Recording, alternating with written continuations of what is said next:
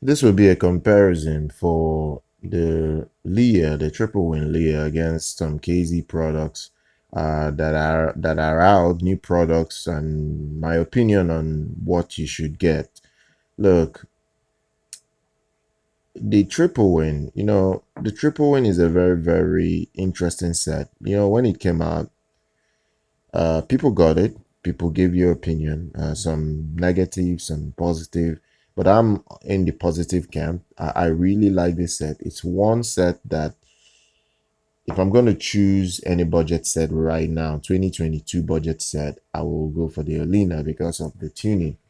Um, One thing people never liked about the Olina and the MoonDrop CHU, the latest MoonDrop CHU has even, I would even say, the same, if not even worse than the Tripowin, is that they tuned it to be bright, but they limited the bass performance in the Lear.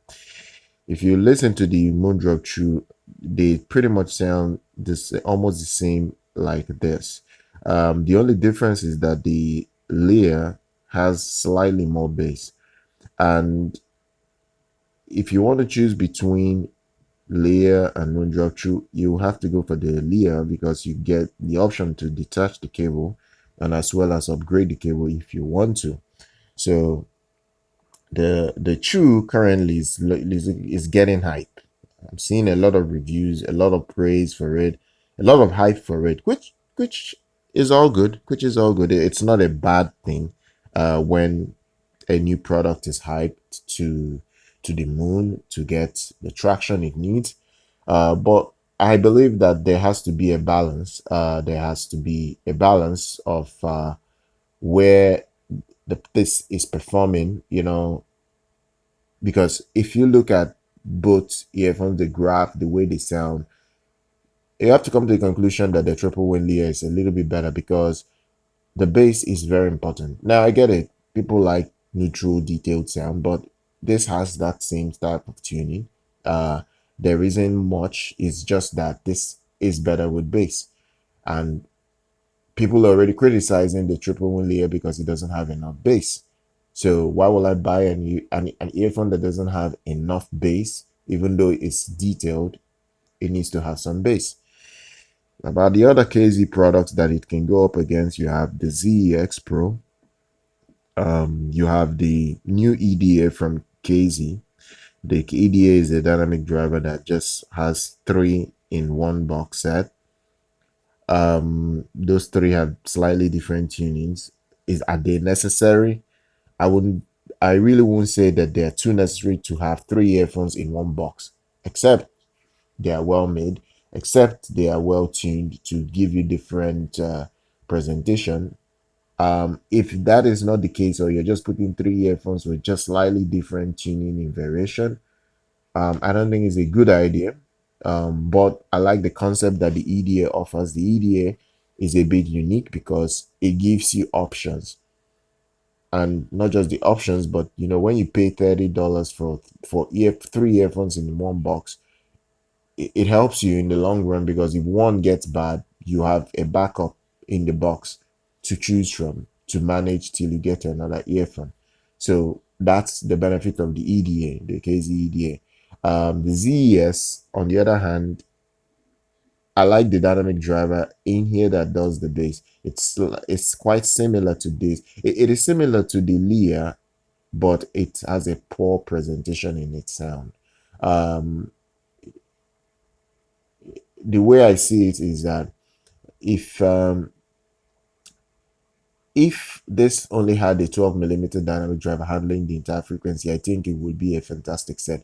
But for the fact that they had to put in, that magnet, that's very cheap EST driver. It's not really EST. It's magnesium mag something. I don't even know how to pronounce it. But the fact they put in another driver in there to handle treble and probably the mids is a bit of the worry for the ZES, because the ZES sounds a bit metallic in the upper region.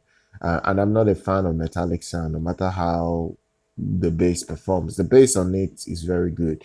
It's decent, but it's not spectacular. The other one is the ZES. The ZES is okay at best. I would use the word okay at best. It could be better, but it is an okay product at best. I would have wanted more from it, but for the money it's going at, I think it's okay. Look, I would personally would want more from these products, if I'm being honest. I would want more, but that's the price they are all coming in. That's the price they are all coming in. You know, when you get a very affordable set, there will be limitations to what you can get from them, regardless of how you perceive the sound should be like. There will always be limitation, but you have to get something that mitigates a lot more of the problems that you want avoided. And I think the Leá does that well over any budget set that I have heard recently. If you don't want to get this, you could go for the MoonDrop CHU, as it has pretty much the same sound like this. But I will advise against that because the CHU is only coming with a non-detachable cable. So that's a problem in on itself, because when you I bought so many earphones that had non-detachable cable, they don't last more than 2 months most of the time, and they just go bad because of the cable. It's just the cable. The driver is fine. Everything is working in the earphone. All it needs is a replacement cable and you're good to go. So that's just the only thing that I have as a problem against any fixed cable on any earphone right now, because I feel they shouldn't even exist anymore. The, the option of non-detachable cable should be a priority for any earphone, because it's necessary. I, I've had IEMs for many years and rarely do they break down, because you can always swap the cables and you're good to go. But when you have an earphone that is reliant on a single cable, you're pretty much setting yourself up for failure or disaster with that particular earphone, because they will get bad eventually. So that is just the little comparison I have right now for the Leá against a couple of budget sets out there. If you like this content, do subscribe to the channel. Do like our content, follow us here, and even on social media. I'll see everybody very much next time.